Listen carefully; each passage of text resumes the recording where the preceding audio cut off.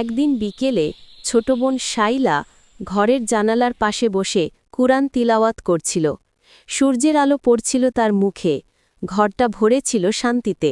ঠিক তখন বড় ভাই শাহিন বাইরে থেকে এসে দরজায় দাঁড়াল। তিনি বললেন, শাইলা, দরজাটা খুলে দাও। শায়লা মিষ্টি হেসে বলল, বিসমিল্লা বলে ঢুকুন ভাই, দর তো খোলা। এ সময় বড় ভাই শামীম নামাজ পড়ে মসজিদ থেকে ফিরছিল।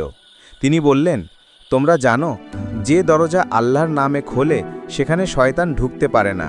বড় বোন শারমিন ঘর থেকে বেরিয়ে এসে কোমল কণ্ঠে, চলো সবাই মিলে আল্লাহর নামে এই দৌড় দিয়ে ঘরে ঢুকি, একসাথে নামাজ পড়ি, যাতে আমাদের ঘর হয় বরকতের ঘর। সবাই একসাথে আল্লাহু আকবার বলে 4 ভাই বোন একসাথে নামাজে দাঁড়ায়, সূরা আল ইখলাস তিলাওয়াত করে। বাইরে তখন মাগরিবের আজান, আর ঘরে ছড়িয়ে পড়ে এক অদ্ভুত প্রশান্তি, যেন ফেরেশতারা নেমে এসেছে সেই দর দিয়ে। যে ঘরে ভাইবোন একসাথে নামাজ ও কোরআন তিলাওয়াত করে, সেই ঘরের প্রতিটি দর হয়ে যায় রহমত, নূর ও জান্নাতের পথ।